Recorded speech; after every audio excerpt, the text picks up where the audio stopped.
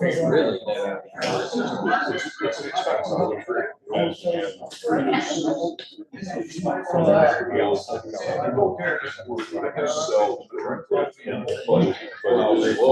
Yeah, and I don't disagree. I just, the one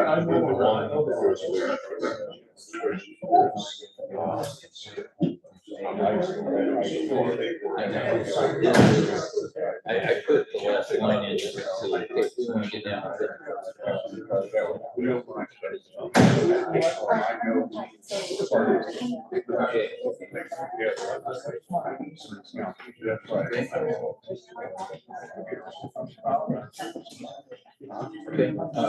can you shoot that?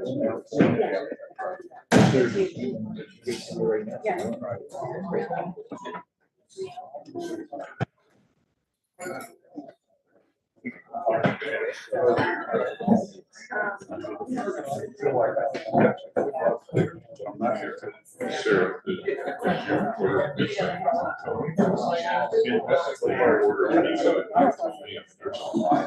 I didn't want to say. Isn't that near the fire?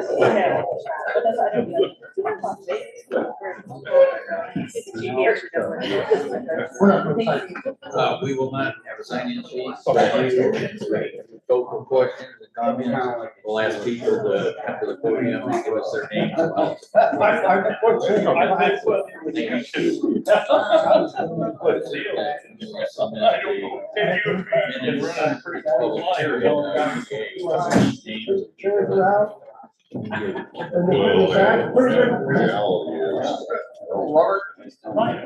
Buddy. I think this is.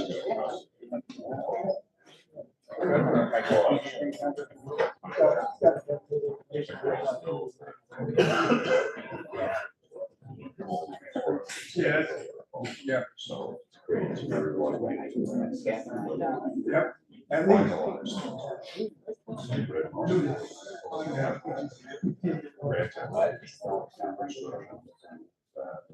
And they don't look at it.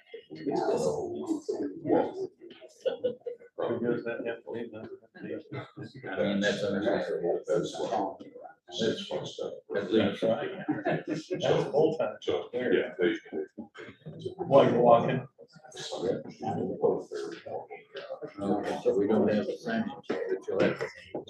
Yeah, and So- we will be able to use this vision. So So are we doing this too early? a little bit, but it's probably the only sure. That's the. So. You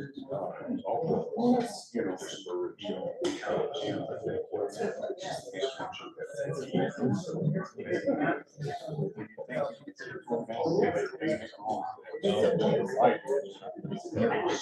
All right. They already know. So. Yeah. But we'll have these.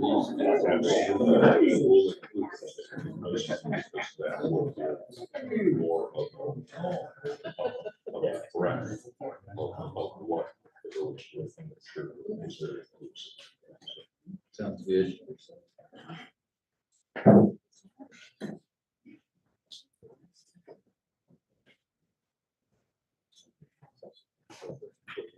Do we actually want to use the sign-in sheet for, says people to state their name? Can you get your one address? Wait a minute. Okay.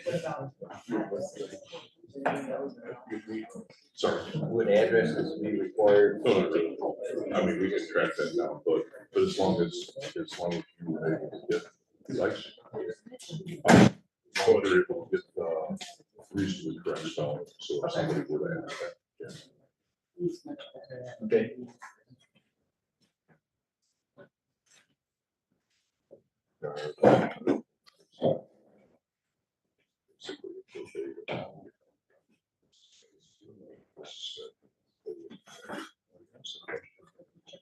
So the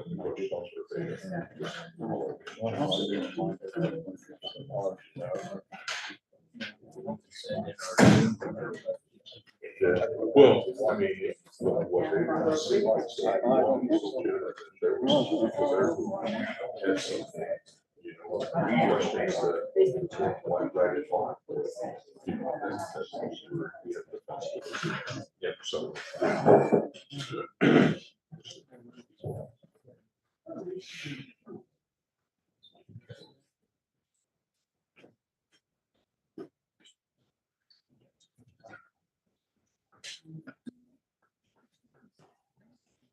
Thank everyone for coming tonight. This is a village meeting, official meeting. As much as I would like to start early, state requires me to wait till 7 o'clock. So I am gonna ask everyone to, if you have a cell phone, please make sure it's in vibrate or silent mode so we don't get interrupted during the meeting. I'm also gonna give you the format for tonight. I'm gonna do a brief presentation on village finances and a little bit about the sewer study. Greg Gustafson is our engineer on the sewer study, and he will be available for any questions that anyone in the audience may have pertaining to the sewer. He has the expertise that I don't, so most of your questions about the sewer itself will be directed more at Greg than at me. But when you do come up with a question, I'm going to ask you to go to the microphone. This is a public hearing, and minutes will be sent to the Illinois EPA as part of our request for a grant if we go ahead and continue and proceed with everything. So we will need your name. So you will need to come to the microphone and give us your name, and then please give us your questions or comments. We're looking for positive comments. We're looking for negative comments. All kinds of comments. There's been no decisions yet. So we'll get started right at 7 o'clock.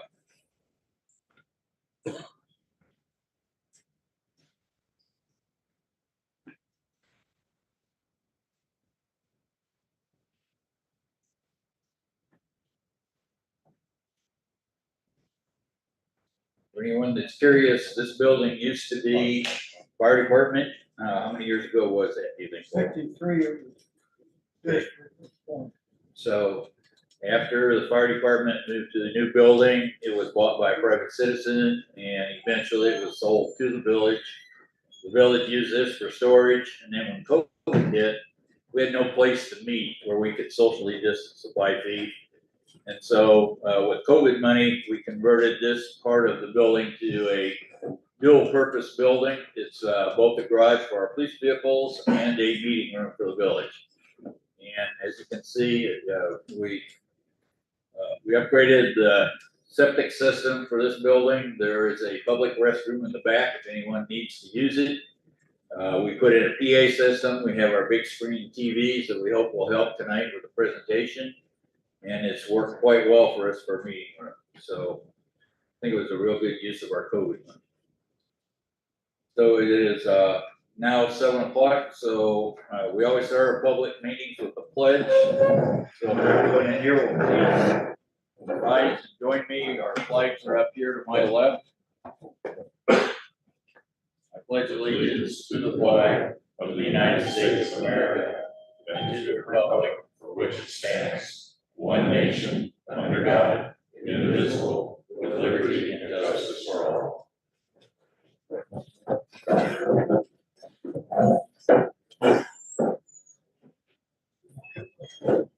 Okay, can everyone hear me okay?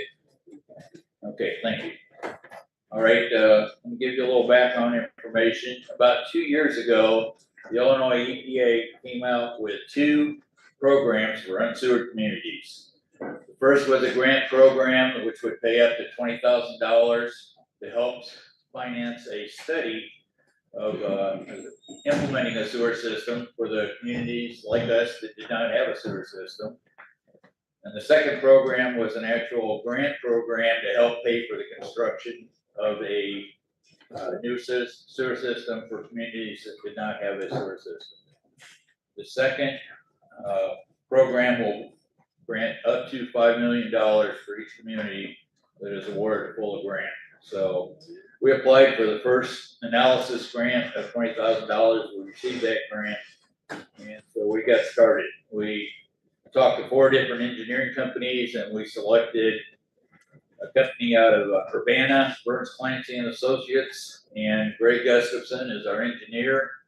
Quite knowledgeable, and he's done other large systems and small systems, and he's been real knowledgeable about doing this study for the Illinois EPA. So, next slide, please. Before we get into the sewer system, what we're going to talk about tonight is on this slide. I'm going to talk a little bit about our current revenue, our sales tax, and the growth we've seen, how businesses and growth can drive our revenues, some of the advantages and disadvantages of sewer systems. I'm going to talk about what BINward is.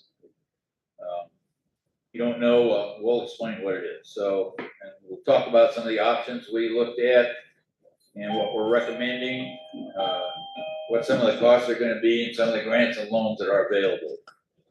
So, I'll let Sarah go on. Mark, can you go to the next slide? If I push the right button.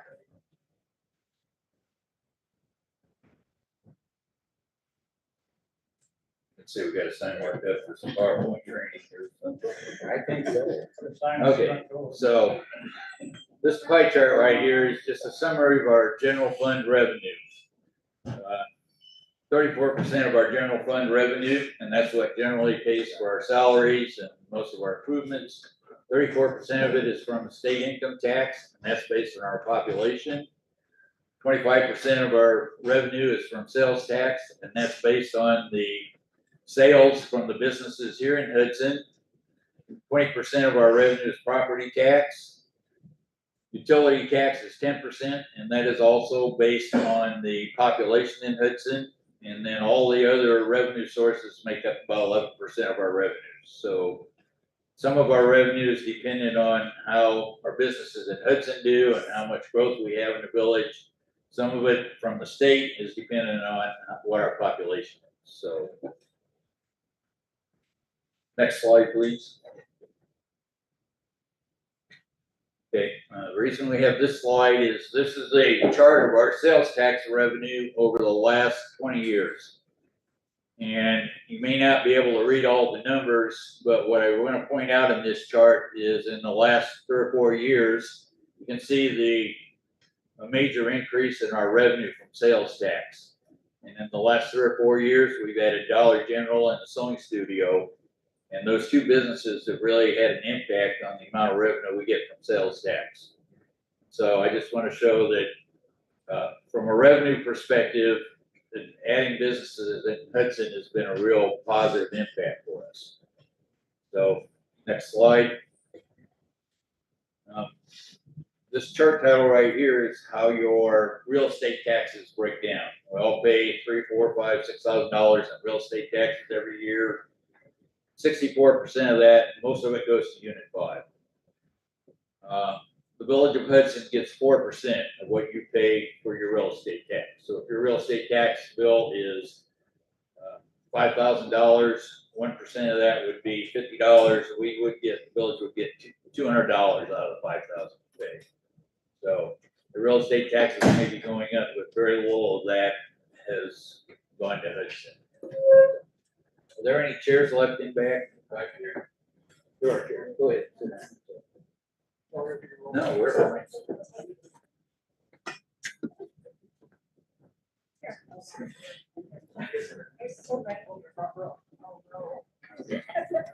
Thank you. All right. Next slide, please. If you have questions on any of these slides, please be sure to ask. Raise your hand and we'll answer them as we come to them. One of the things we tried to do is put together a high-level list of some of the advantages, some of the disadvantages of implementing a septic system or a sewage system in Hudson. The list could go on, so we just tried to do some of the high-level points. And the biggest advantage is, I think we all know, eventually all septic systems fail. EPA, I believe, has said, the federal EPA has said that they expect the life of the septic system to last up to 50 years. Plain County Health Department, on their website, they estimate about 30 years, so. Many of our systems are that old or quite a bit older, so. At some point in time, they're gonna fail. I think the ground around here must be really good, and our systems have, exceeded the Plain County average and federal average, but they aren't gonna go forever, like most of us know that. There haven't been a lot of replacements, but there have been some. Second bullet point, our drainage ditch through Hudson and the 6 Mile Creek that runs at the south end of town, both flow into Evergreen Lake. Evergreen Lake is one of the 2 sources for our water supply for all of our water needs in Hudson, all of our drinking water, the water we shower in. So it's important that we keep water going into that lake, clean.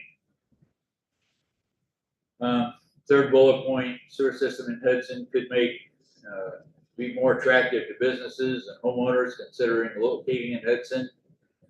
As certain costs increase, growth is essential for the village to maintain the services.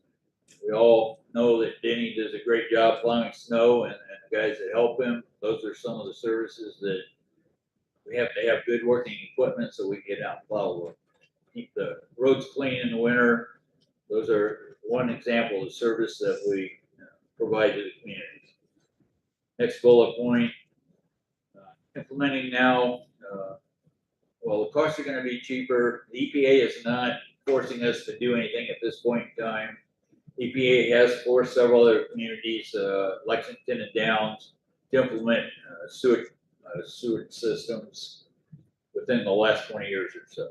So I don't know that we're getting any major violations. I'm not aware of any problems, but it has happened in McLean County, and it could happen. The EPA could come in and force us to implement a system. Okay, I'll explain what BidWord is in a minute, but connecting to BidWord would eliminate the need for Hudson to hire a licensed sewer plant operator, eliminate the need for our own treatment facility. And again, we'll get into more of that later. And I did make a trip to Washington, D.C. with a local group of leaders in the community, and we met with EPA and several other areas, and we're told by all the areas that right now financing for projects like a sewer system is much more available now than whatever has been in the past, and it's likely to be a long time before that type of financing is available again, or the volume of financing is available again. Federal EPA is the one that told us that, as well as some of the highway people that we talked to also. So next slide, please. Disadvantages, there's obviously going to be new expenses. It's not going to be cheap. We'll need construction bonds and loans to pay for the building and the purchasing. There will be monthly costs for the treatment of our sewage, and we'll get into some of the specific costs in a while, but it's going to be a new major expense for everyone. So second bullet point, generally speaking, if we have a failure of our septic systems, they generally don't back up into the house. System could fail without causing any backup at all. We've all heard horror stories at Bloomington Normal on some of the backups they've had. And so we are picking a system that is what we think is the best option as far as minimizing or eliminating the chance for backups. So next bullet point, roads and yards are going to be tore up. You can't put in a system like this without major construction. So next bullet point, we don't know what financing we can get until after we make a decision to proceed with building a system. We can project some of the grants that we might be eligible for, but some of it we won't know until we actually make a commitment that yes, we want to go ahead and do this. So that's where we're at. Another bullet point, if we connect to BidWord, it may require an additional lift station. Lift stations are what, about $500,000 to $1 million a piece. So there are potentially major Well, there are costs connecting to Benward. And if we connect to them, it could cost for an additional lift station. So we'll get into the lift stations when Greg's portion. So next slide, please. Okay, I want to talk for a minute about Benward. Some of you probably know what it is. Benward is an acronym for Bloomington Normal Water Reclamation District. Right now, the sewage systems in Bloomington, Normal, and Downs just collect the system and they ship it all to Benward, the Bloomington Normal Water Reclamation District. Their main plant is on the southwest side of Bloomington. They also have a plant north of Downs that doesn't have the same capacity, but they are the company that actually treats all the sewage for Bloomington Normal and Downs. Benward is looking at trying to become a regional system. EPA has told us that they prefer regional systems over a lot of smaller standalone systems. And getting additional grant money from the EPA is much more likely to happen if we connect to Benward than if we build a standalone system. If we do connect to Benward, Hudson would own the system within the village of Hudson and a line running to Benward, and then Benward would be responsible for all of the collection beyond that. So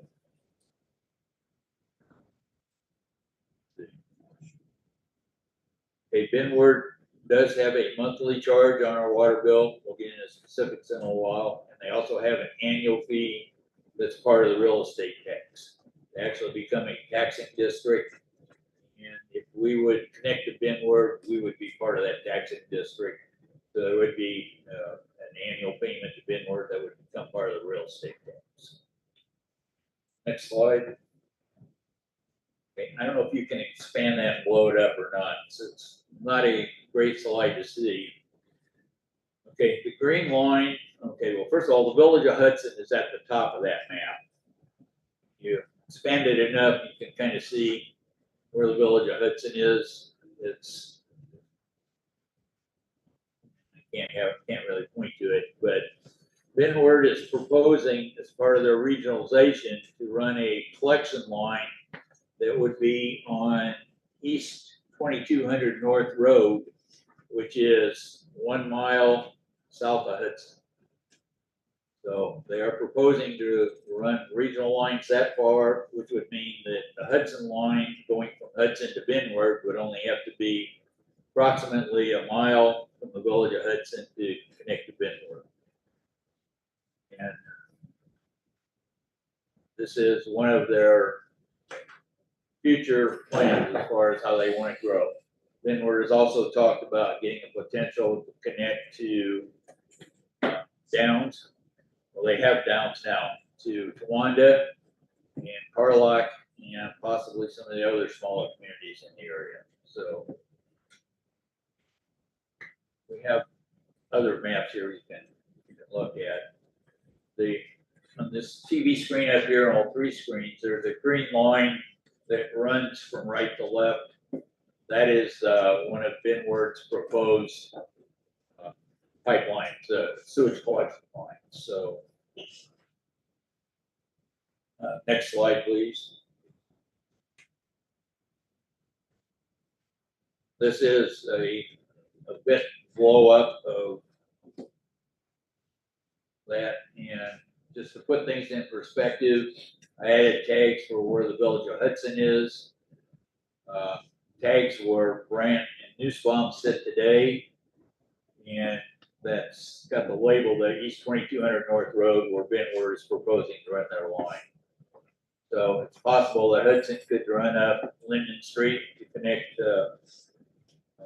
Benward. If Benward produces that line, we might run from a different area from the southwest corner of town, southwest corner of Prairie View, where the power lines are. We might be able to go north-south there and connect to Benward that way. We have a couple options as far as that we're going to be looking at. So, but Benward has been growing, and they have been changed quite a bit. They had new, management, I don't know, what, 3 or 4 or 5 years ago. Tim came in, Tim's only been there about a year and a half. year and a half. He's been employed there a long time, but he just assumed the director responsibility about a year and a half. So, And he's been great to work with. Met with him several times, met with him numerous times, and they are quite serious about trying to become a regional system for McLean County, to serve a lot of the McLean County area. So, next slide. Okay, so these are some of the cost projections for doing different actions with the sewer system. We looked at different collection options, we looked at different types of systems, and these costs, I believe, were 20-year cost projections. So Illinois EPA requires 20-year cost projections for their analysis. So that's what we have in our report. Now, the first category option there is no action. And if we do not put in a system, there are going to be, over the next 20 years, there are going to be some systems that fail. There are going to be some costs for getting your septic tanks pumped out, maintained. Might be a little high, but it could easily reach $3 million cost for our residents. So there are costs to not doing anything. The regionalization cost, the second option, right now the costs are sitting at $23 million. Then the next two options are different types of treatment systems where the village would have our own. First aerated lagoon plant would be 24 million. And the second one, extended aeration plant, would be 24 million. And put a footnote in there. Obviously, us connecting to Bidward is dependent on Bidward growth plans. So, Normal right now is running sewer lines north to, well, they hope to run sewer lines north to where Nussbaum Trucking and Brandt are located, but those lines would not be big enough to handle the capacity for Hudson also. So, and without knowing what our role is or what Hudson is going to do, it would make no sense for them to put big lines in there. And my understanding is that you can put too big of lines in for sewer systems and then you create different problems. So regardless, our regionalization or what we do is dependent on what Bidward does. So for collection options, we looked at a combination of gravity systems and pump stations. We looked at combinations of gravity and low pressure force mains, gravity and pump stations. And the gravity and pump station is preferred by our board, and that's what we would like to implement. So next slide, please. Okay, so on the previous slide, we saw the costs were $23+ million. So where do we get the money for that? Grants and loans. EPA has grants and loans. The rural development, which is part of the USDA, has grants and also has loans. And there are other sources that we will be looking at if we proceed. So, and like I mentioned before, the EPA in Washington, D.C. stated that there's more money available now than what there will be in the future, or likely be in the future. Obviously, they can't predict what's going to happen, but the Inflation Reduction Act created a lot of money for infrastructure projects. So that gave a lot of the federal departments additional money to provide grants and loans to villages and cities and whatever. So I did also have a line here that the Hudson medium household income is above the state average. The medium household income in Hudson is $82,500. That's based on the US Census that just got completed a few years ago. It is above the state average, and I have not looked up what the state average is, but that does impact the amount that we're available for grants. One of the things that I was asked about was final connection costs. So depending on how it does, final connection costs when we actually connect a house to the sewer system can run anywhere from $300 or $400 up to $15,000 to $30,000. I've heard those different figures in different towns. So what we are doing is including in our construction costs everything that runs through the yards up to the house, except for the last 5 feet of pipe that connects to your house. So the construction costs loans that we have will run sewer lines within 5 feet of your house. And then a licensed plumber has to come and do the actual connection from your house, the last 5 feet or whatever, to the new sewer system. And other towns that have done it this way for that last 5 feet, it's cost them $300 or $400. So we're projecting that at this point in time, if we can do it this way, that will save that $15,000 or $10,000 or $30,000 cost to make that connection cost. It will not have to come out of anybody's pocket anytime. It will be paid for over the life of the loans and the grants that we have.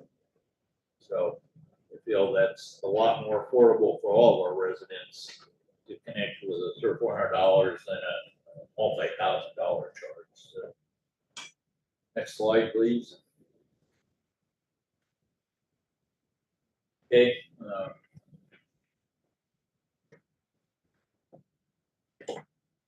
There's like, okay, the USDA, U.S. Department of Agricultural Rural Development guidelines, and we can work with USDA because the population of the village is small enough that we qualify for a lot of financing and support from USDA. Their guidelines have what's called an affordability limitation for grants and loans, and their index is 1.5% of median household income is what is the maximum that should be spent for a sewer system. So in Hudson, our median household income is $82,500. Using their index, we have a monthly payment of $103.12. That would be the maximum payment, maximum average payment for both paying off the debt and for paying off the monthly charge. So if our costs are above that, we're eligible for more grant money up to their maximum. So the monthly bill to our residents is based on how much water you use and how much debt we have for financing the system. Based on the current BINWAR charges and based on our current water usage, we've calculated that the average cost for water usage for our Hudson residents is $19. I'm sorry, the average cost for the sewer system for water usage would be $19.26 a month. That's based on the amount of water that we use here in Hudson. The monthly sewage cost is going to be based on the amount of water we use, and it's based on how much money we borrow to pay for the system. The $103 limit would leave a difference of $83 a month to pay off the debt. So the preferred system that we looked at right now would cost an average of $125 to $160 a month. That exceeds the USDA RD guidelines by $42 to $76 a month. And the bottom line there is I think the board, we have not voted on it yet, but I'm pretty sure we all feel that $125 to $160 a month is way too expensive, and we need to find some more grant money before we proceed. Yes. Can I just ask about it? Could you back up what you said it was going to be for? Back up for, I'm sorry, sir, would you come up to the microphone or if you could speak loud enough, want to Paul get your, McKinney, 511 North Broadway. thank you, sir. Back up a couple, since you had, what there was gonna be on the payment for a house. Okay, the final connection cost or the payments since then, the usage payment. On the payment, on the hookup to the house, majority of, Hook up to the house, that payment we estimate to be $300 or $400. majority of the septic tanks go through the back. Right. Sewer lines will come from where? Some will come from the back, some will come from the front. If they come from the front, we have to go around the side of the house to get to the, where the pipes run out of the house now. You were saying, backing up what it was gonna cost per house. For On the a month, connection or on a monthly basis. water for Okay. sewage. Okay, based on the amount of water you use, the average for Hudson, the sewer cost for the, based on water usage is $19.26 a month. That's just to pay for the treatment at Benward. That's What- based on how much water we use. What does that compare with the city of Bloomington, what they charge? I do not have that yet. I am, the Benward charge is gonna be the same. The water usage part is gonna be the same. I have no idea what their total payments are and how much Bloomington gets out of their monthly payments. I do not have that information. Greg is getting some information on what other towns pay. Bloomington charges, per 100 cubic foot. On sewer lines is $2.61 per 100 cubic foot of sewer. Benward, sir, if I can answer your question, Benward right now, the charge to Bloomington Normal and Downs and the charge to Hudson would be exactly the same per unit. So there's no premium that Hudson's going to pay. The rates that we were given from Benward, all right, is that the treatment costs are $9.14 a month up to 2,000 gallons, and then $2.53 1,000 gallons after that. And that correlated with the average 6,000 gallons a month average water usage, all right? And there's nobody in here who's average. Everyone has a very different usage. My wife and I are the only people in our house. We use roughly 3,500 gallons a month. If you figure through Bloomington cost, that's 4.7 cubic feet, or a cubic foot is equal to 750 gallons of water. So No, we can sir. Figure that out. No, sir. Again, I don't have that number in front of me, but there's not 750 gallons of water in a cubic foot. 100 cubic foot Maybe, per 100 cubic foot. all right. Now, 100 cubic foot equals 748 gallon Okay. water. So that's what you use to it. So my figure on me would be a 1,200, about $13 a month, not counting the additional tax. Yeah, it would be exactly proportional. So we would pay the same thing, whatever Bloomington does. That is correct. That is for that usage, for that treatment, you would pay the same thing, the exact same amount as if your house was in Bloomington Normal. So there's a mandatory that everybody hook up. The part that goes to Benward would be the same. Yes, yes. Yeah, make sure. Yeah, that usage, that treatment, That's just the usage. that's correct. Is it going to be required that everybody hook up? Sorry, Paul. Is there going to be required that everybody hook up to the Yes. house? Yeah. I built my house in 1976 and McLean County Health Department certified my septic tank.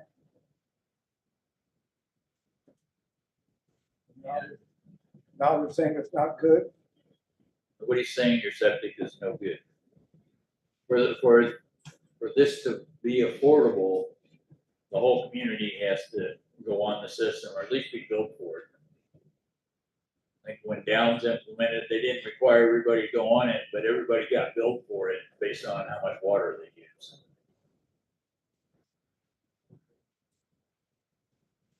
All right, that's all I have. Okay, so Thank you. I think the $13 matches what we figured real close. That's just the usage, not counting what the tax is going to be. Correct. That's just the usage. That does not include the annual fee, real estate, or the, the financing side of it. Once they start, what's the time frame we're looking at? 3 to 5 years. Let me clarify that. Yeah. Once the board, Once you start digging, 18 months. But once the board decides to move forward with this, Right, yeah, as the mayor said, 3 to 5 just once you years. start digging. Yeah.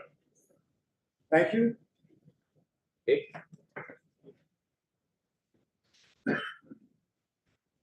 All right. And here. We covered a lot of this, the amounts at the end and where we're at.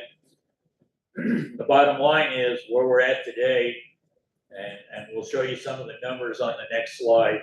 We feel we need to get additional financing, grant money to make this affordable.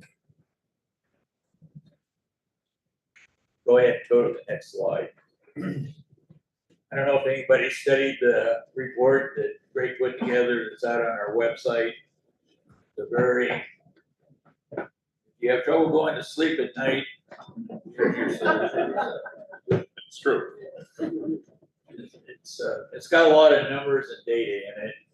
I picked out parts of it. The first line in this table is we are pretty confident we can get a $5 million grant from EPA. So we started with our cost at $23,372,000, $750. We figure we can get a $5 million grant from EPA. If that's all we could get, our total of all of our monthly costs, which would include an allotment for the annual real estate tax that goes to Benward, would be $165 a month. The next line below that is if we could only get the USDA RD $2 million grant, then we would be borrowing $21 million. But because of the difference in loan rates, our monthly costs would only be $164.99. If we get both grants and USDA RD loans, our total loan would be $16 million and our monthly payments would be $133. And the remainder lines in the table are if we can get additional grant money. For example, if we get an additional $5 million grant, then our monthly cost would go down to $101.37. If we can get an additional $7.5 million, we'd be down to $85. We can get an additional $10 million, we'd be at $70 a month. Additional $13 million, we'd be down to $50 a month. And I'm confident that we're not going to get $20 million of grants on a $23 or $24 million project. So I probably ought to take the bottom line out of this table.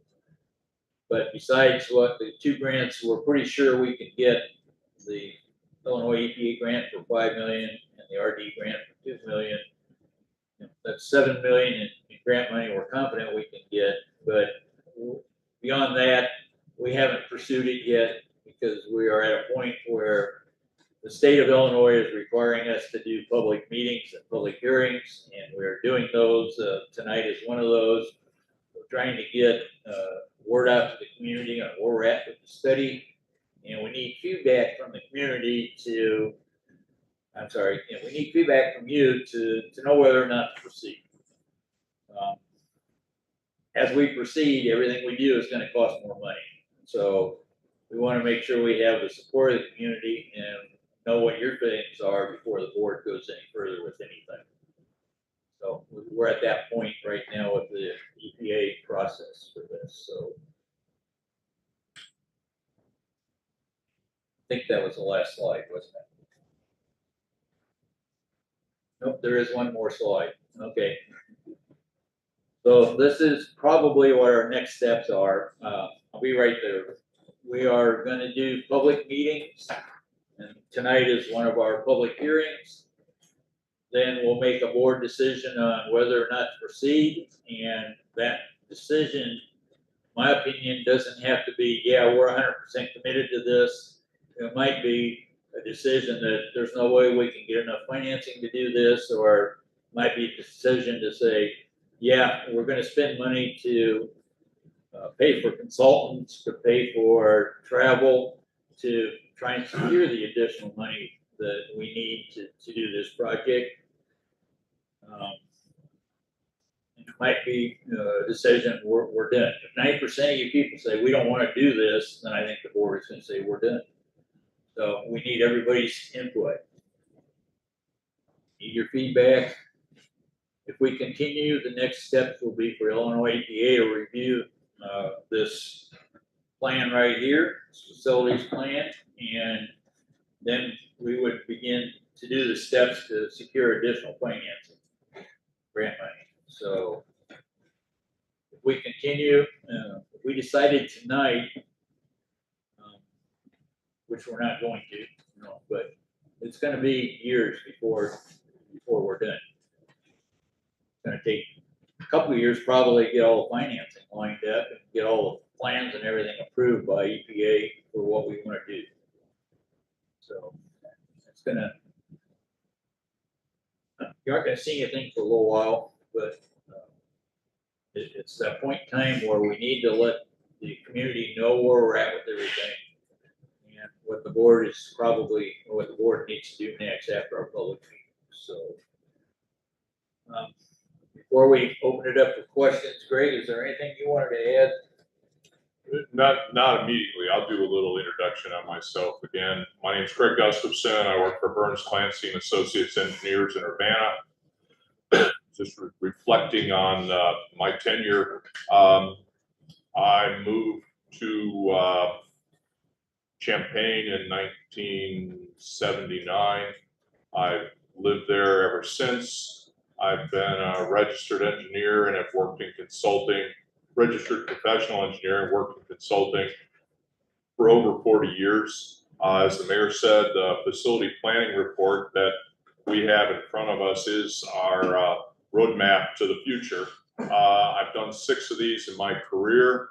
I have built 2 sanitary sewers, similar to what Hudson's going to have to do from scratch. And it is a project and it is an endeavor for the village of Hudson that's not for the faint of heart. It takes a long time. It takes a lot of tenacity to go forward. As the mayor said, nothing will happen fast. There will be a lot of work that needs to be done behind the scenes. Financing, as the mayor said, is very important. It needs to be aligned. It needs to be affordable. It will not be free. As the mayor said, there's not going to be $20 million coming out of the sky for a $23 million project. We will scratch, kick, and bite for every grant dollar we can get, but there is a cost. And then, as the mayor said, 3 to 5 years before we're flushing water that's going to Bidward. So it is not an immediate expense, but without the board having some positive direction, it won't get started. These systems don't get any cheaper in the future, and in my experience on the other 2 communities that I work with, there will be those of you in the audience who, in the one instance, on Thanksgiving afternoon, her septic system stopped working. And you will then be wanting the system to be implemented as quickly as possible. That is coming. As the gentleman who said, his system continues to work. He's been in his house a long time. My house that I bought in Champaign when I first moved there, had a septic system. I eventually had 3 daughters and a son, all in sports. They do not know anything about water conservation. And so my septic system, failed much sooner than the 2 older people that lived there before I bought the house from. So eventually you'll get there. And then as the mayor said, I do want to amplify. There are multiple business opportunities that are being passed by for Hudson because of a lack of a sewer system. It just, a septic system for, a Love's truck stop is as big as the facility itself. And so a commercial institution can't afford to put something like that in. And again, I am here to answer your questions about the investigation that we did and where this process goes into the future. Mayor? Okay, I want to open it up for questions now. And please come up to the microphone and state your name so that when we submit our minutes to the EPA, we have everybody's name. It's one of the things the EPA requires, so. I'll start it off, even though there's no donuts or coffee. Donuts or coffee, so I can't. My name's Pat Allahan. Okay, tap right there. Yep, that turns. All right, my name's Pat Allahan, and I've lived in Hudson for about 27 years. I've heard some things that I like, and I've also, so I want to stress what I like. I like that you said, we're not going to go on with this unless we get support. I don't like that I heard you say, if 90% of the people don't like it, then we'll stop it right now. To me, a referendum on this issue should only require a little more than 50%. That's how elections work. The other thing I'd like to encourage is a referendum on it.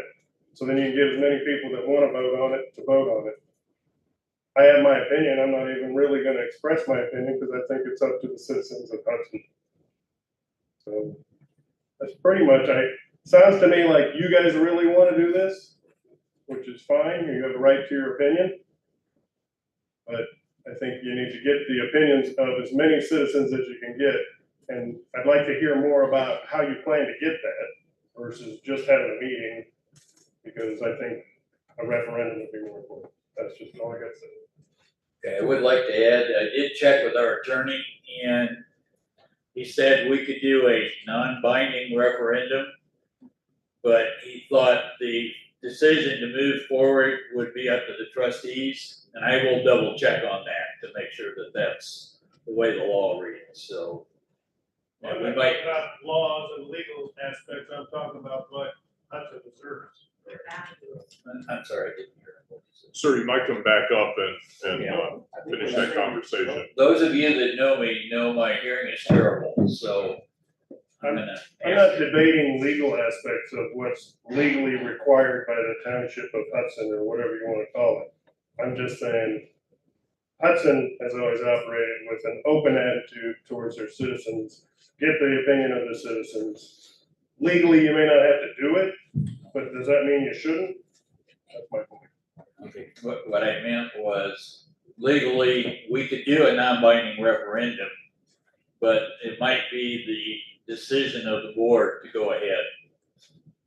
So I've got no problems with doing a resolution or a vote.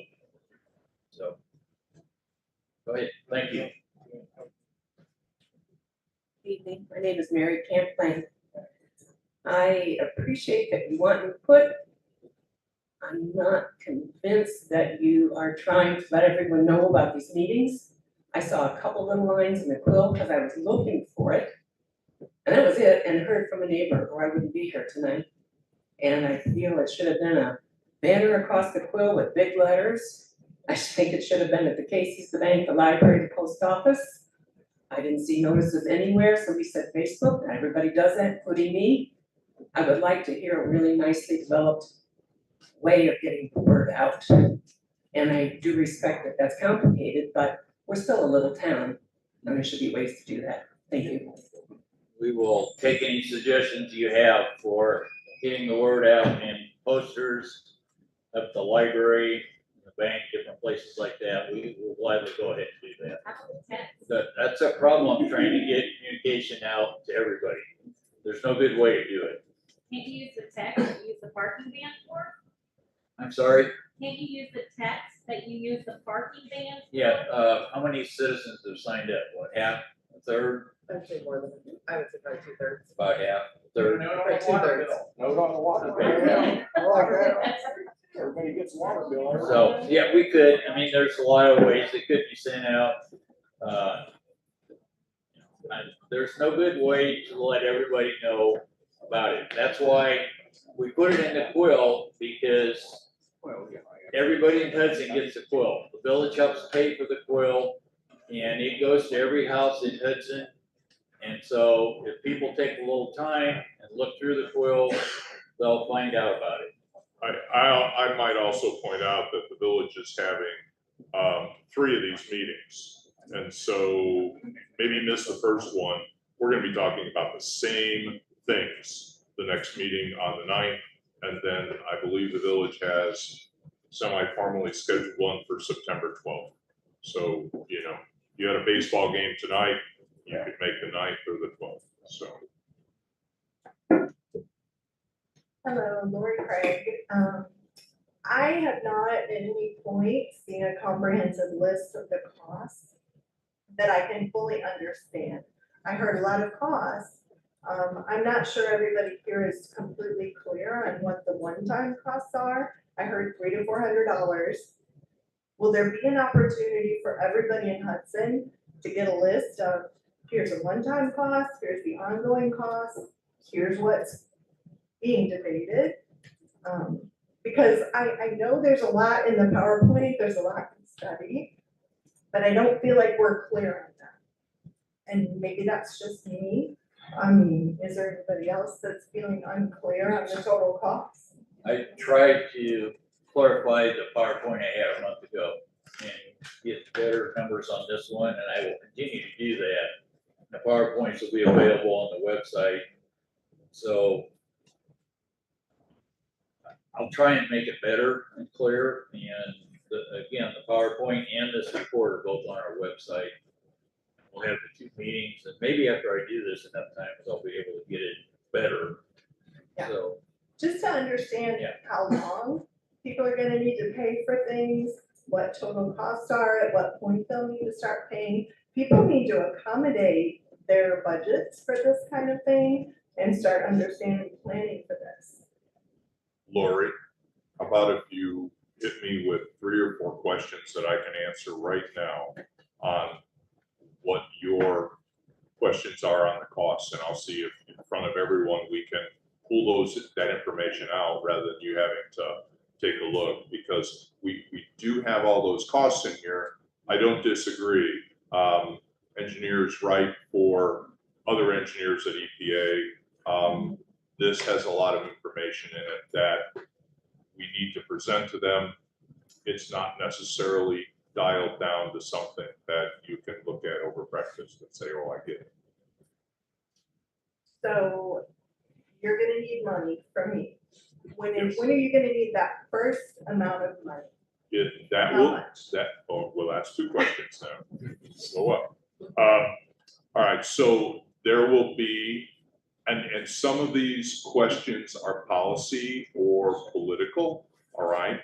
From an engineer's perspective, and that's the mayor's half of the decisions. From the engineer's perspective, there will be no inward costs for treatment until they see the first trip of sewage. Okay, and so you won't be able to provide any sewage out of your house, to your line, to the lift station, to Binward, until the system is built, until there's a continuum of pipes to the lift station. And so from an engineer's perspective, there would be no costs until we said, Lori, you can use the toilet again.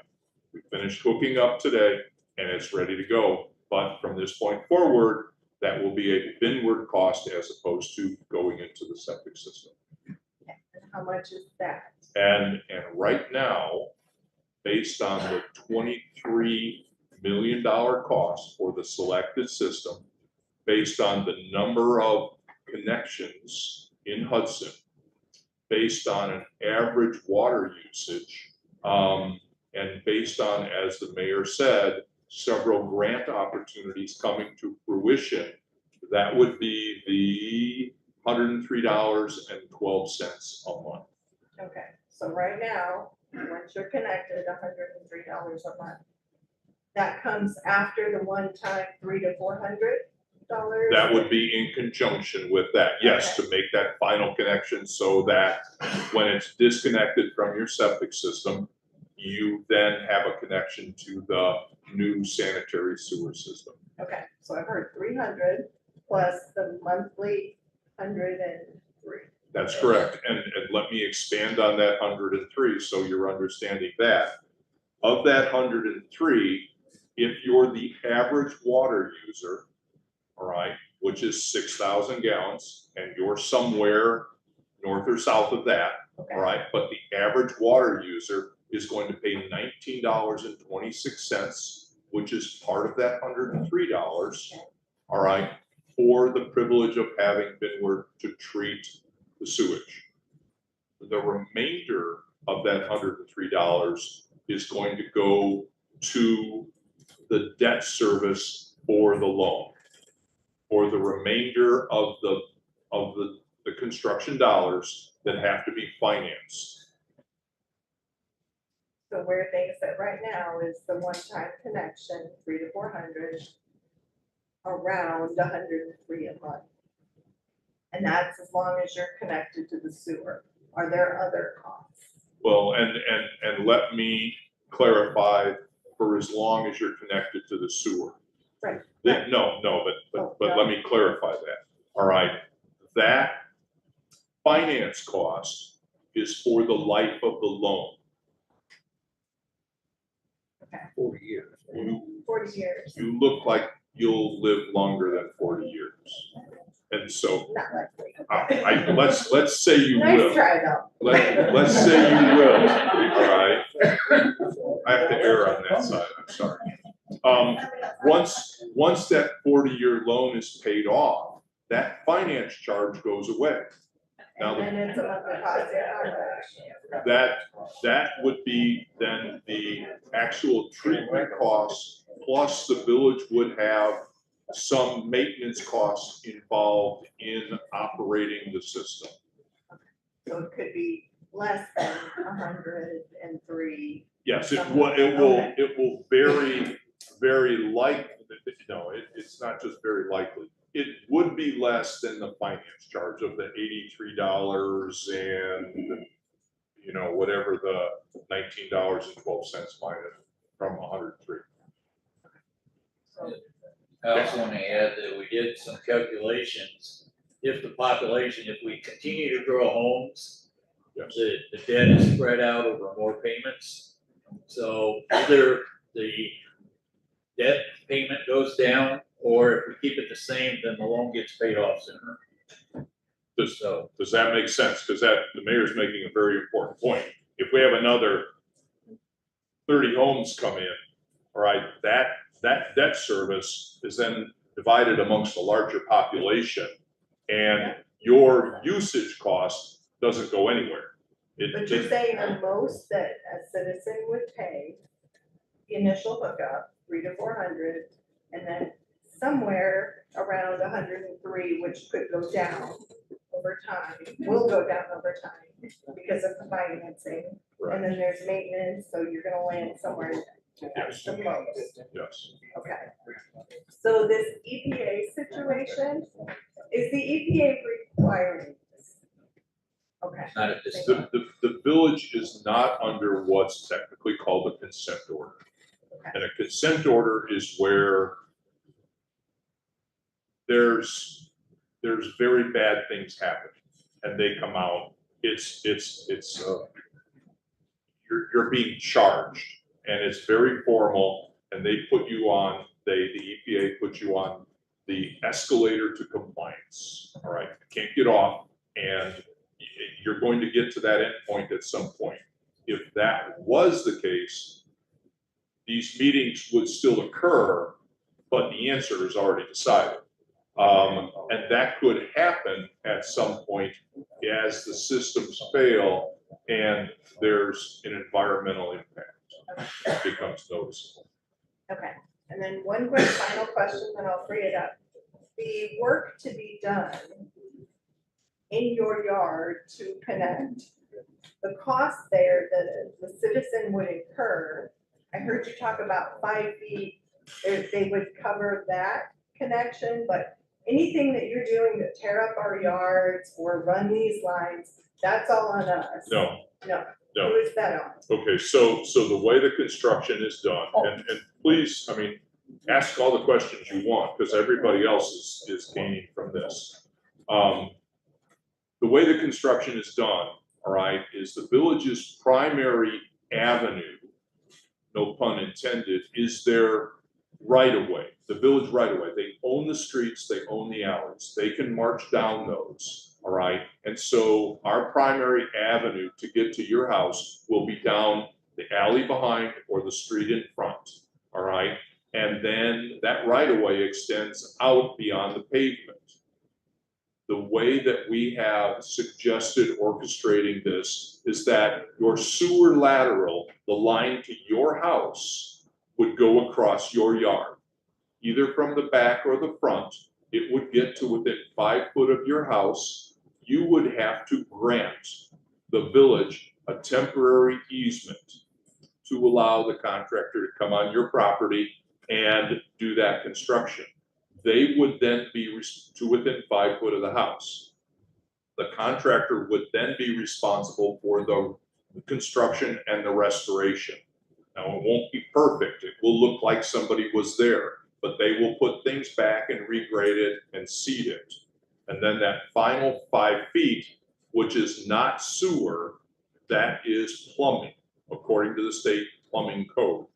That is your responsibility.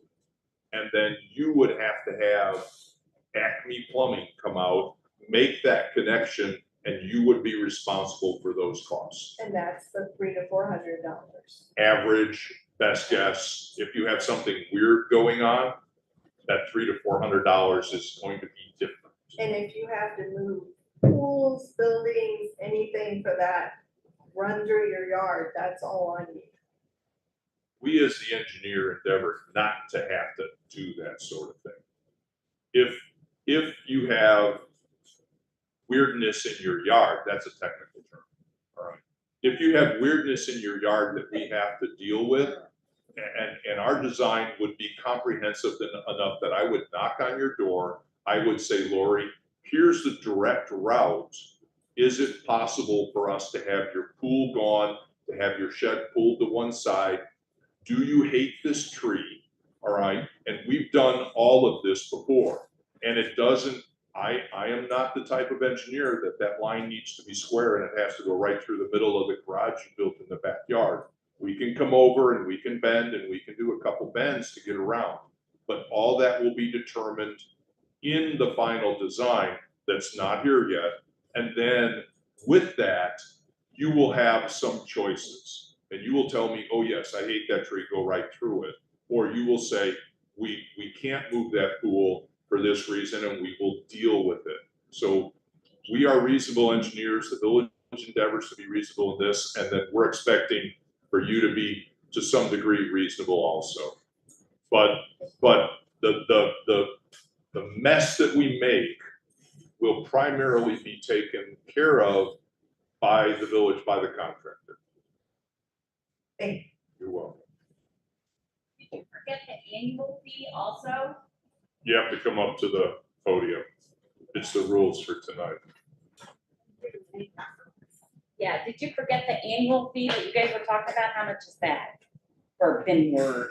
We will, The annual fee on a Yeah. $200,000 house is $117. Okay, That fee is built into the last table as far as monthly allocation. but of it'll that. just be on our property tax, right? That would be on your That's property correct. tax, yes. yeah, and as the mayor has clarified, that is a cost that doesn't come to the village, Right. doesn't come to the contractor, goes to the county, and then goes to Binward.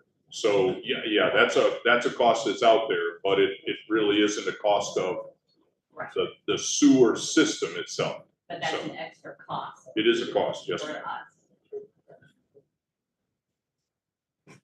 Kathy, you had all right,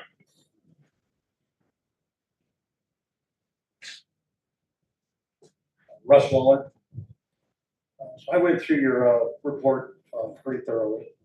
And I think my main point is that I think in order to make an educated decision, we need to have accurate information. Okay. Big question I have is where did you get the numbers that you use for the construction costs? Because I'm also in the business that you would do. And the local costs for sewer installation are much higher than what you show in your report. much higher. Yes, 2 to 3 times the I would- rate that your estimates are in. Okay, So it's real difficult to get on board and make a decision when the numbers we're looking at and talking about tonight, in my opinion, are very low. You know, basically, I think you're looking 2 to 3 times more costly than what you show. I would differ with you. Okay, well, I pulled bid tabs from both the city of Bloomington and Atoya Normal for recent sewer projects and provided that to the village board. I heard about And this, those yes. numbers basically show that you're 2 to 3 times lower than what it costs to actually install the stuff. Urban costs for 200 feet of sewer, if I might dispute what you're saying. So as opposed to an entire sewer system that's going in. And we can academically discuss this all evening, but I hear your point. I just want to make sure, because that's the thing is we're making a major decision. Sure. And I think we need to maybe do a little better job on finding what actual costs are gonna be. And I think, I'm not gonna sit here and debate it all night long, obviously, but I do believe we need to get a little more accurate with some of the information. One of the things I am gonna debate with you though, is you just have to understand that, the restoration, would be, on, as part of the project, and the village would pay for that. That is not what it says in the report. The report clearly states that the restoration would be on property owners. It would be their responsibility. What page is that on? If you I can't bring that off the top of my head, but I put it in the report that I provided. It's in that report You sent that report to us, by email. Monday or over the weekend? and I have not seen your comments.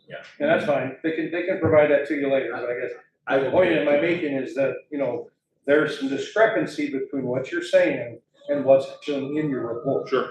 And I think those things need to get clarified in order to make an educated and informed decision. Okay. So, And what profession are you in? I'm sorry. I'm a civil engineer. Okay. I worked as a civil engineer for basically 30 years, plus 30 years. I'm not gonna name where I work for, Okay. but I do exactly the same thing you do. Okay. And I actually work for a municipality, so very involved with exactly the same that you're talking about doing here. Have done everything that you talked about here. I've actually built more sewer systems for the municipality I work for than the 2 you have. So I do have intimate knowledge of all this stuff. I'm not here to tout all that. I just want to make sure that the decision we make is based off of actual accurate information for this area. And I think some people don't understand the costs in this area seem to be so much more extreme than they are in a lot of other areas of Illinois. Don't know the reason for that, but it just is kind of the norm. So, Russ, I know you spent a lot of time going through the report. We do appreciate that. We just recently got it. I made, a brief response to you on some of the village stuff. I just haven't got it sent to Greg yet. That's fine. I guess. no rush. My big concern is we're moving forward with the decision and we need to have really good information. I just don't feel we have that yet. So I'll end with that. Thank you. Thank you.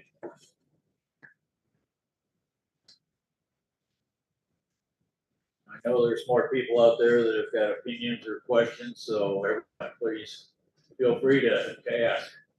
My name is Rich Cacciatore. My wife and I have lived here in Hudson since '96. I have a little bit of skin in the game. I'm not gonna hide it. I just retired recently from Benwood in June. So the one thing I can share with you about Benwood is they take their sewage very, very seriously. And I know we're like, okay, well, what's the big deal there? But reclaiming water is a big deal. And yes, they are being told by the state of Illinois to become the sewer sanitary districts in the state of Illinois are being told to be more and more regionalized. They're reaching out to all the little communities, just like what we're doing here, to try and keep from polluting and cleaning up messes that are out there happening. And I know this individual over here said that he has a functional sewer system. We do too as well on the lot where I live. We live in North Havens Grove subdivision. It is a state approved one. It's functional. It works real well. This is our 45th year in the 2 homes that we have lived in where I have maintained my sewer system properly. I'm of the opinion that if I live another 40 years, that it'll still work on that day too as well, if I keep doing what I'm supposed to do. But you did make a comment, and the reason I'm gonna say something a little quick about this is I just moved, and when we moved up here, we moved from a community that was just like Hudson, and we got mandated that we needed a sewer system because we were polluting. The social economics in the town that I lived in was the lots were smaller, the average income was a lot less, and we had a creek that ran through town, and all of our gray water from our sanitary systems went into the creek, and we were polluting. It was a known, everybody knew it. It'd been that way for years and years and years.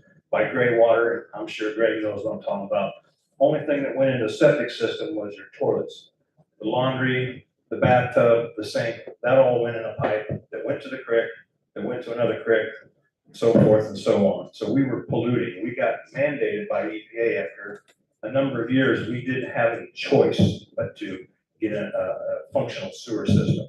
And yes, it was very expensive. The one thing that we didn't get the gains out of was we were hoping, like there's been some discussion here, that businesses would come and come to that little town. Because of other demographic things, it didn't happen for us. But to this day, that's a functional sewer system down there, and we're not polluting anymore. So I think everybody in that community can feel good about that.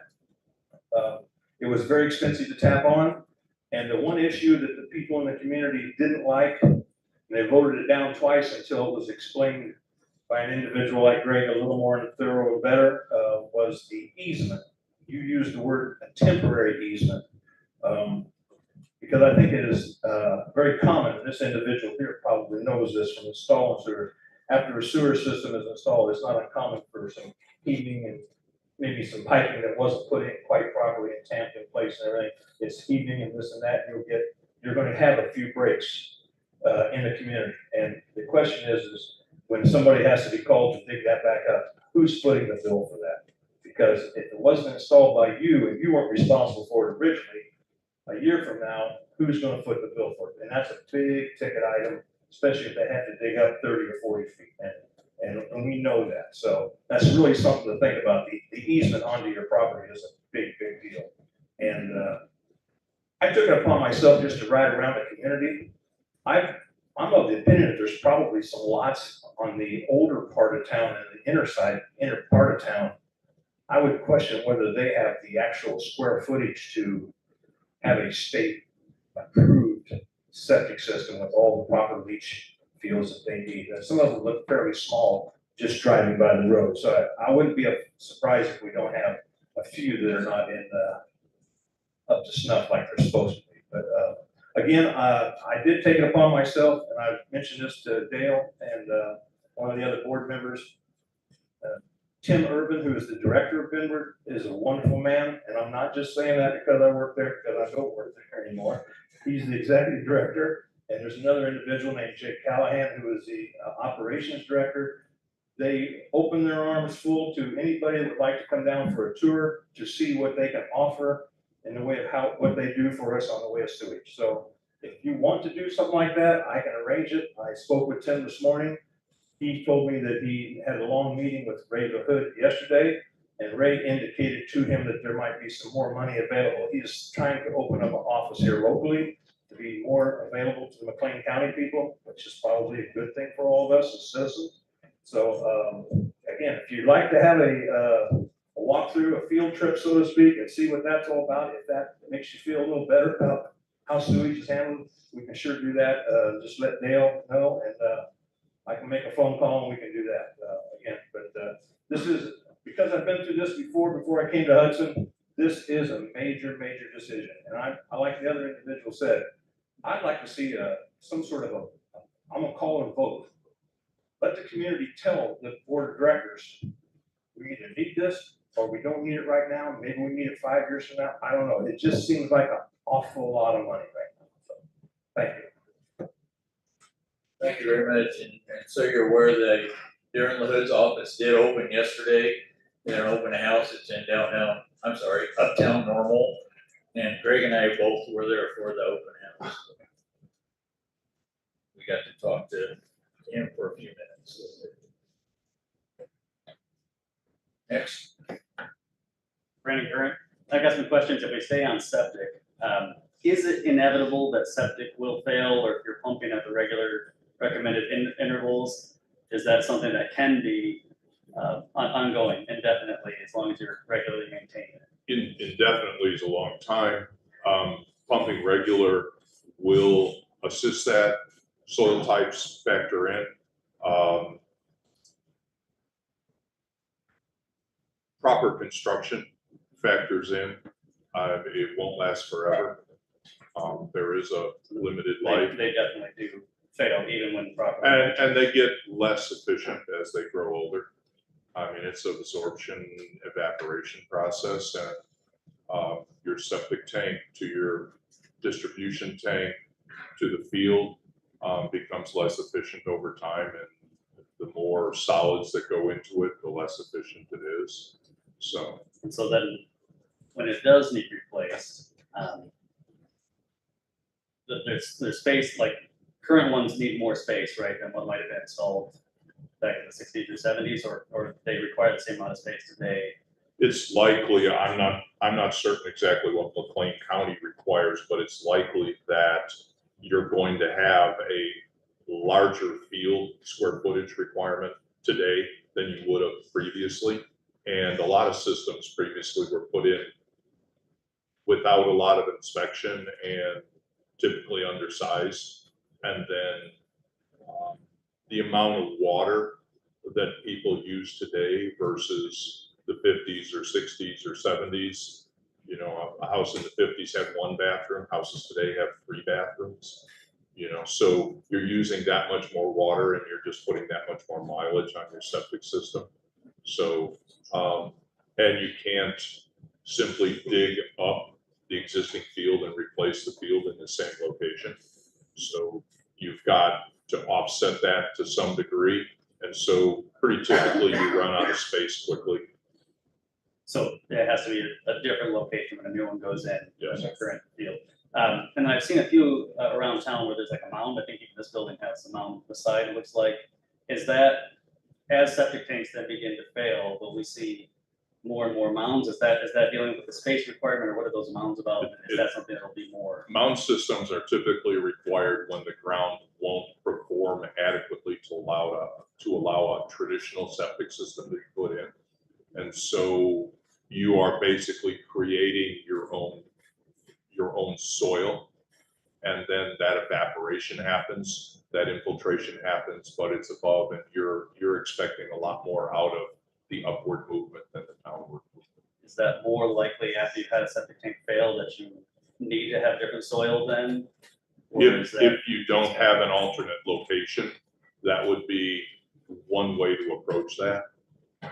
And cost-wise, I think last meeting, you talked about some of the possible costs for the range of costs for restoring or putting in a new septic.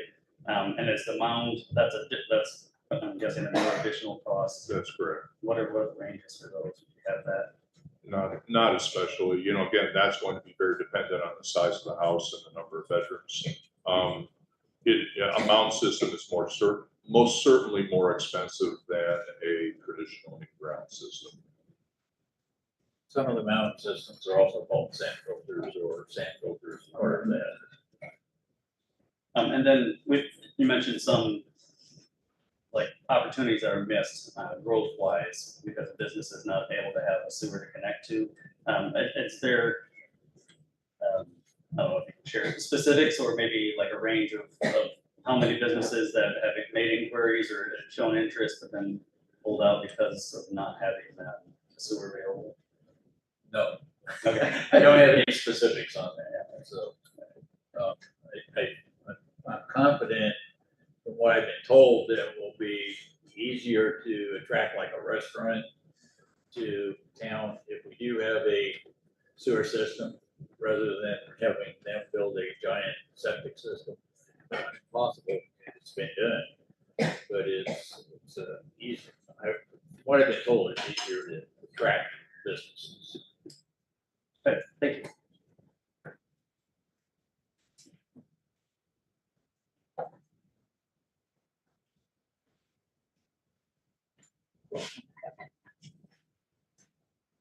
Dave Talley, 86 Flatway. One question I have about the proposal is, in my subdivision specifically, the line runs through our backyard. Did we look at proposals where the sewer lines were all on the street side, or was that even? I'm not certain I So understand my your concern question. is that on my particular property, the line that you. Okay, the that line it's shown, goes down the backyard of my property and my backyard neighbor's property. So from a property owner, my concern is, if I ever go to add addition, for example, we're gonna have that line that's gonna run directly all the way from the backyard to my existing septic system is. that is correct, yes. Versus if the flip side, if it was from the street, most likely we're not gonna build Out front, out front. So correct. do we need to consider, or is there consideration for, said earlier, planning where that pipe is going to be? Potential changes or? The position of those lines in a, very preliminary evaluation here is done primarily for economy, for the most services that we can accommodate in a run. Also taken into account is restoration costs. So if we were to dig up the street as opposed to go down a utility easement or an alley, those costs are different. So that's where we're at with that. There was no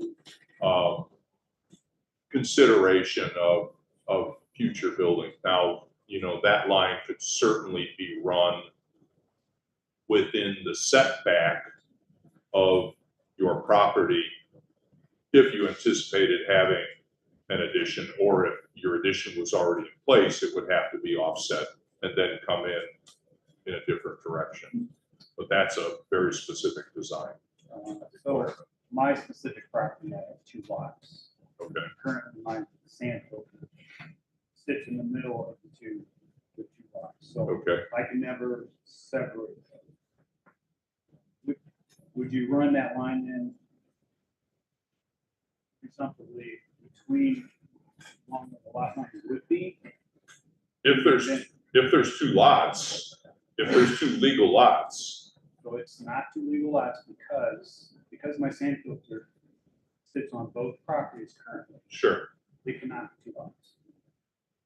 Once the sewer system is put in, potentially it could at some point. So If it, let me interrupt you, if it were 2 lots, there would be 2 services. are you gonna run 2 services? Yes. After. Currently, It would be, if it's there are not 2, 2 systems, there's only 1 system. we're not talking systems, we're talking lots. Okay, if there's 2 lots, there would be 2 services. You would then stub out the capital, because there's no structure there. service to that. Yeah. Does your house, your residence straddle both lots? No. Okay, so, So my residence is on 1 lot, I have an outbuilding on the 2nd lot. There's no service. our recommendation to the village would be to service both lots. If it's a buildable lot, that is a separate lot, it was platted as a separate lot, and now, like you said, you've got a sanitary unit that straddles it, and that's going to go away. the idea would be to provide, and that's a fairly minimal cost. And then my next question is, for either of you, in the event that we do go to a sewer system, currently there are restrictions on our property because of IDPH requirements, right? So if you have to have so much ground space available for a second system. And because of that, some of our residents are not allowed to put pools on the property. So, too much of that ground space has to be utilized for additional settings. The question is that anticipate that if a sewer system is put in place, would a lot of those restrictions be lifted? So for example, I'm sure that the square footage on your outbuilding or garage, shop, whatever you want to call it, can only be 720 square feet. Is the village willing to look at adjusting those a little more liberally as a result of the sewer system? I think the requirements for pools would change. Right now, there's health department, doesn't want pools on top of septic fields. So if the septic field goes away because we've got a sewer system, there would be no need to have that anymore. As far as the outbuilding sizes, these are board decisions, not my decisions. I'm just saying. I don't know that it would have an impact on outbuilding sizes. I think as a community though, I think it's important that if there are advantages such as that, it would be good to discuss that with the public because that can make a difference, right?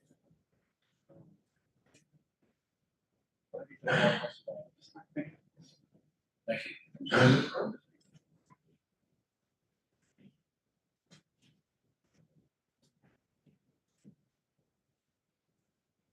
Hi, I'm Bob Whitwood. I'm a Hudson resident. I've seen the monthly charge of this project have a big influence on how people think and how they're going to vote, either for or against it. And I've heard Dave mention a 20-year amortization maybe, and then maybe I'm just thinking that we try to normalize this thing over as many years as possible to get that charge down as very low as we can.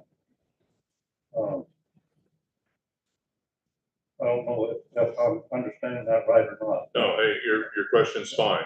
And there are really two state programs that are financially available for the village. As the mayor said, there's USDA Rural Development, and they have a 40-year loan. And then IEPA has a 20-year loan that they will entertain extending to 30, but that's not a given right now. And so with that not being a certainty, in our evaluations, we use their current allowable 20-year program. As you're saying, that amortization over an extended period of time, that's why that utilizing rural development funds keeps that cost extremely low, is because that payment's extended out 40 years. Some of our calculations are the RD. That's correct. Yeah. So. Yeah. Which ones is this under 3? Is The, it 20 or 40? which one are you talking about? Well, when you just told us $103 per month. $3. So is that 20 years or is that 40 years? That's I heard you say the 40 and then I heard 20. That's 40. yeah, that is 40 years. That's 40 years.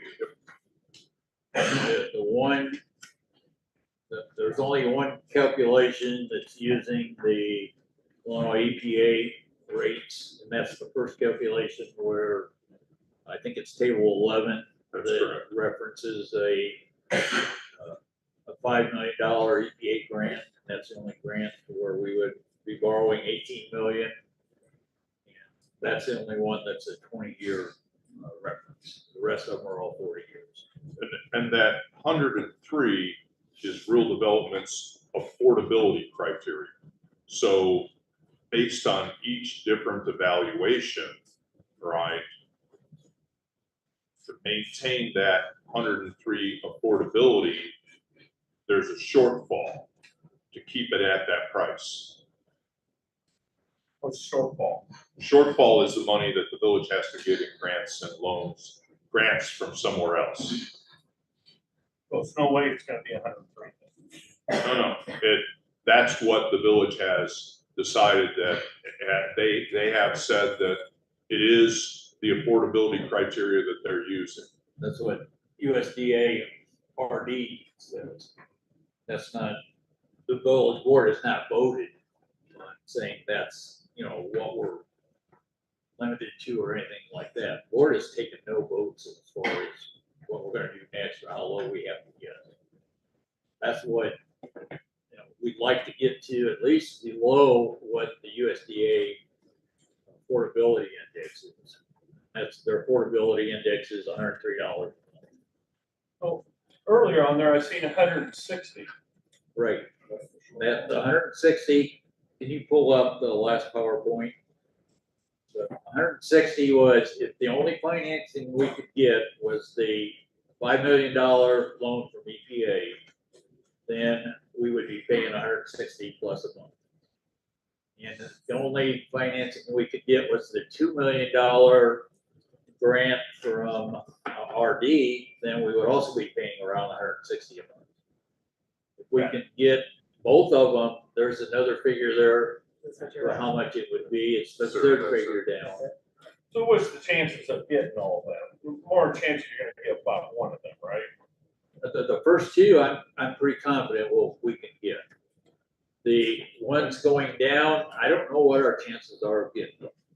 That's what we gotta decide if we wanna proceed and see what our chances are of getting, you know, another $5 million in grants. It's probably gonna cost us some money to find that out. I understand. Yeah. More likely, just those top two, is the only ones this town's gonna qualify for. I'm sorry, Dale. Probably only the top two is the only one this town's gonna qualify for. Oh, I think we can get more. The reason that the mayor and I were visiting with Congressman LaHood yesterday was to try to get more. Well, I'm assuming. Yeah, and that process works. You just have to be patient.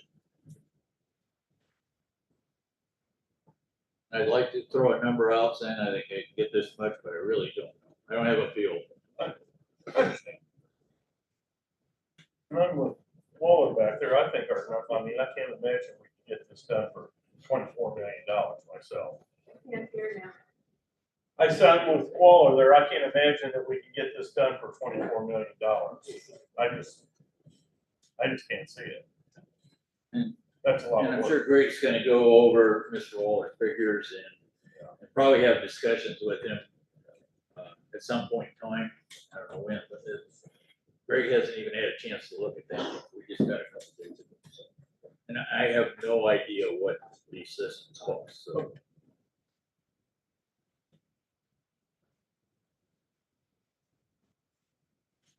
Please come up. Lauren Evans. My question is the maintenance of the lift stations and who's going to accept responsibility for that and the cost of that? Is that going to be Benward or is that going to be Hudson? And in which case, is that another cost? And how will that be figured out? The way it has worked in Downs is Downs maintains the lift stations that are in Downs. And once it leaves Downs, then Benward or someone else takes care of it. So the lift station in Hudson, I would think would be maintained by Hudson. So you're going to hire somebody to maintain that 24/7 in case it backs up? No. So it says in the thing that you're gonna put a horn on it, and that the horn is gonna go off until somebody comes and takes care of it when it backs up. I did go to Lexington and look at their lift station. He's a very nice man who takes care of all of this stuff there, and he said you can come and he'll talk to anybody here also. But the lift stations do have a lot of crap in them, and the pumps do stop. And he has to go within a half hour to make sure that nothing backs up. Design requirements require a duplex pump station. They had both. And it's very seldom, when you get a flat tire on your car, it's not all 4 tires at once. And typically, it's not both tires in You the still back. can't drive on 3 tires. That's correct. But a duplex pump station will allow you to continue to pump with one pump, all right, at a normal rate. And each pump is designed to pump at a normal rate. And then you would then have a maintenance obligation to repair the other pump. Typically, it's unclogged.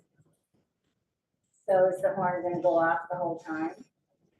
The horn is an antiquated method of letting people know.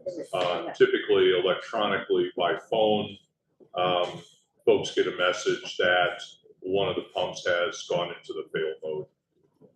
So We have experts here beside me, but I'm pretty sure Bloomington and Normal both have electronic systems where somebody will get notified through cell phone messages, that type of notification that a pump has failed. But we still have to pay, the city still has to pay for that. And so that's an added expense. that expense is included in here, that there's maintenance that's going to be required on the lift stations. And is that included in the taxes, or is that included in the water bill? The 103 or the other 117? It's included in staff costs for the village. Yeah. So that's separate. No. It's included in the grant that you're going to get. It's included in the overall costs. So the village would have an obligation to provide maintenance on that system, right? And they would have to have staff available to maintain that. No There are 5 different, of them. There are 5 lift stations. yeah.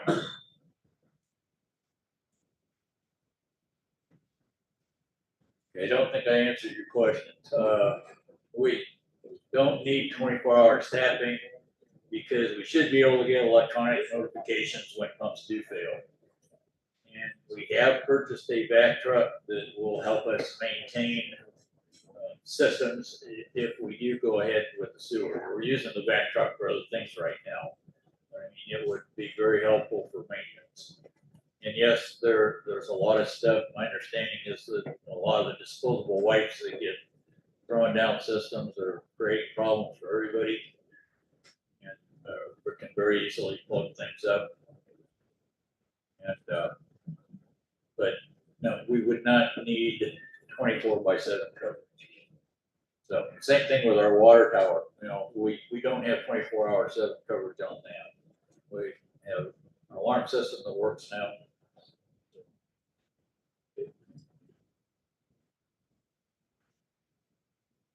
Anybody else? Questions, comments, opinions?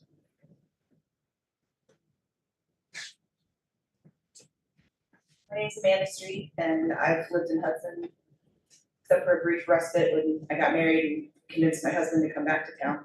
Since 1987, which I think is almost longer than anybody in this room except Dave. No, there's There's a couple. there's a lot. Lifetime. I live here. I grew up here. I brought my husband back here. I own a business here. And I'm very supportive of this and I thank the trustees for this. I'm hearing a lot of negativity about it and I just wanted to, a lot of folks know that I'm very for this. I'm gonna be paying 2 bills for this if it does come to fruition through myself and at my home on Broadway Street and through my business. And we are expanding our business as we just purchased Whitaker's. So I'm looking for a lot out of the Village of Hudson as it is my main source of income and hopeful for the future, especially for this project. I think it would be great for the village. Thank you, Amanda.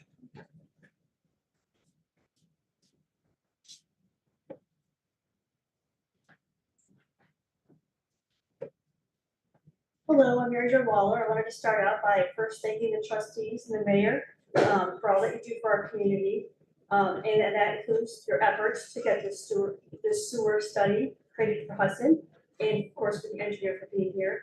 I believe this information is essential so that residents can make informed decisions. Sorry, I work at the university. Having read the sewer study, I am currently not in support of installing a sewer system in Hudson. Unlike Lexington, this is not something that Hudson is required to do at this time. My septic system is fully functional and is expected to last many more years, and I believe this is true for most of Hudson's residents. In regards to the sewer study, I support a binding referendum that would allow residents to decide whether this project moves forward or not. Since you are asking the residents to fund a substantial portion, this clearly makes sense. I also would like to reiterate what my husband said, that I believe that the costs in this report are underestimated, and it's essential for us to have accurate costs to make this, even if we have to have some kind of a range if we're not sure. But I do believe having everything underestimated is very dangerous when we're going into this and we end up with much higher costs. I think people will be much happier if we ended up with lower costs than what we estimated as opposed to higher. While the report says that most sewers will be installed in alleys and street right-of-ways, the plans show many of the sewer lines being installed in residents' rear yard easements. It also states that residents would be responsible to restore these rear yard easements themselves. This is, I know, have been mentioned, but this seems unreasonable to me. And I'm also worried about the many, many homes that have full-grown trees right in those easements. There's no way you're gonna be able to do this sewer system without damaging or killing a large majority of these trees. And it's not realistically addressed, I believe, in the sewer study, and should be clarified further, and including additional costs for restoration and damage to property that will be caused no matter how careful that you are going to be. Again, I want to thank the trustees, the engineer, and the mayor for your time to listen to my concerns. Thank you. Thank you, and we will do some checking on cost comparison, and we'll probably be in contact with Russ on some of that, because I think that'll be helpful to us, so. Okay.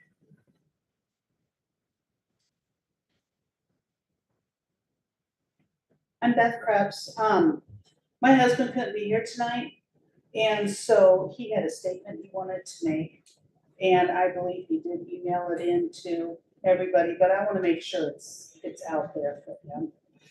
So he says, as a citizen of the village of Hudson, I would like to convey that I am opposed to the addition of a sewer system for the village. One, it doesn't solve any issues that we are currently having concerning like water or drainage or anything. Traditionally, the village has had the position that we will not go to the sewer until the EPA makes us. Two, it will not add new businesses because there will still be no commercial lots available. I also do not want the possibility of being put on the hook for future payments for land that the village may want to buy for expanding into a commercial zone. Three, the additional sewer costs added to the water bill will be a detriment to me in any future sale of my home. $150 a month, which is based on the 160, for 40 years, adds up to over $72,000. Four, we have done extensive landscaping in my backyard, or our backyard, and are uneasy about how it will be put back together after the project has been completed. Our concern is if we, you know, like, what's our recourse if it can't be put back like we have it now? Because it's gonna have to be dug up. 5, as an elected village board member, please remember that it is your responsibility to vote the will of the citizens and not your own personal feelings. And then me personally, we have some very large, beautiful mature trees on our lot. One of them is near the back and the other one is off to the side of our septic system. The one in the back isn't in the easement because we built everything back from that.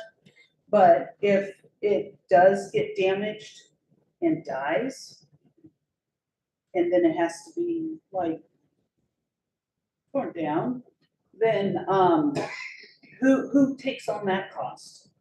Because you might not know it's damaged, or, you know, I might not know it's damaged, but you tore up all the roots, you know, with your machinery going through my backyard. And so then my tree starts to die, it's a big tree. And so then it has to be taken down, who pays for that?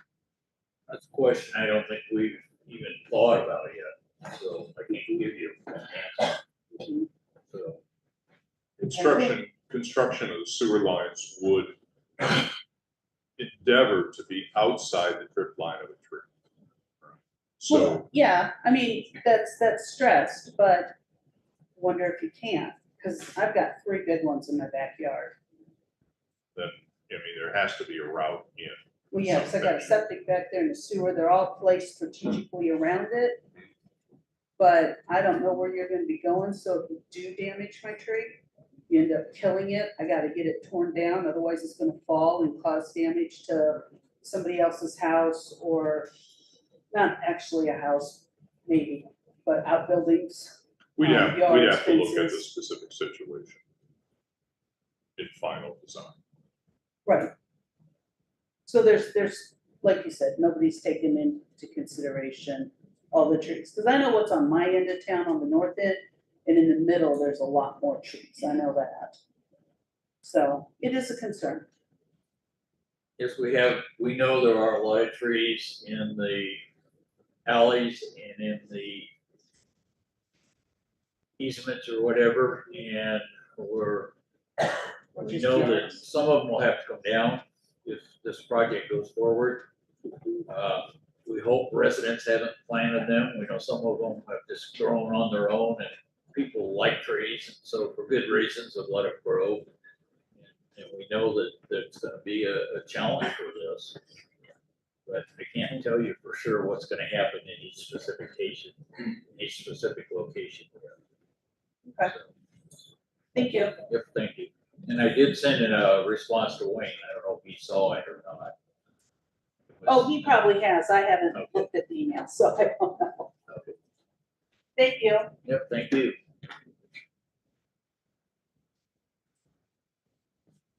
Okay, we have anyone else, please come forward now, otherwise we'll wrap things up.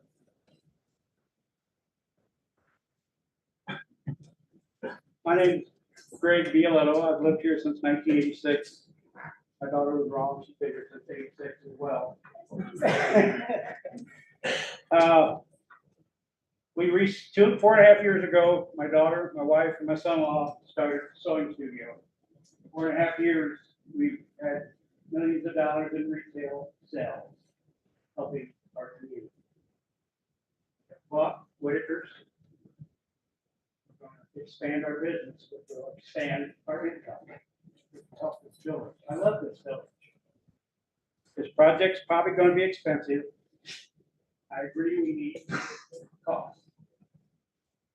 Referendums happen when you vote in your trustees. That's how government works. I'm not being a smart aleck. You vote, you should know your trustees, so you vote them in so that you know if they agree with you or they don't agree with you, or you approach them. I'm sure they're not required to send out a binding referendum. That's why you vote every regular, I vote every time. And I've seen the results of our village board elections, very puny numbers, so not everybody is voting. You want to save your vote, period. I'm in full support of this. We have thousands of customers. The number one thing is they'd like to see a restaurant in this town. I'd like to see a restaurant in this town. It would help us all.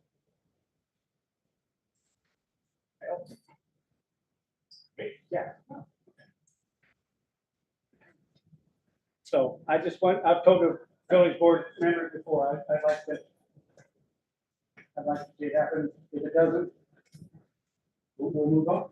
Life goes on, no matter what. Thank you, Greg.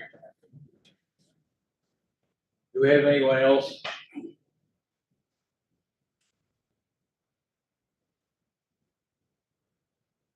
Okay, last call. I will work on getting flyers up around town, the post office and the library to try and get more communications out. We can go ahead and send a text message out on the text messaging system we have that will get additional residents, and that message is going to be brief and say, please check Will or check for information on the meetings.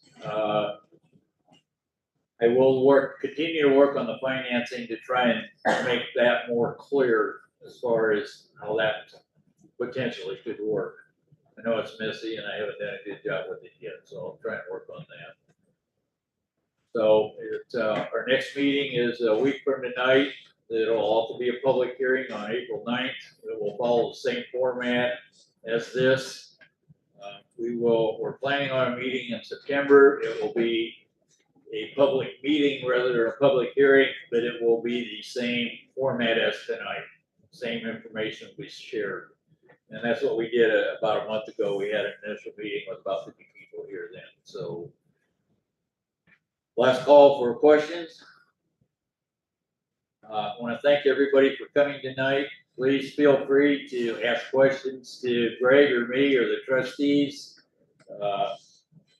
Everything on our charts, you know, as we said, excuse me, is tentative. We don't have this finalized by any means. And if I gave the impression I'm for it, I am trying to keep a very partial opinion, and the trustees are all working real hard to do that too. I think there's advantages to it. I know there's disadvantages to it. And, you know, the trustees are approaching this with an open mind. So talk to the trustees, come to the village board meetings, continue to come to the sewer meetings and help us get the word out, tell your neighbors about it, and hopefully we'll need more chairs next week for our meeting. So I want to thank everybody for coming tonight. I'm going to end the meeting now and appreciate everybody's comments tonight, and we hope to see you again. Thank you.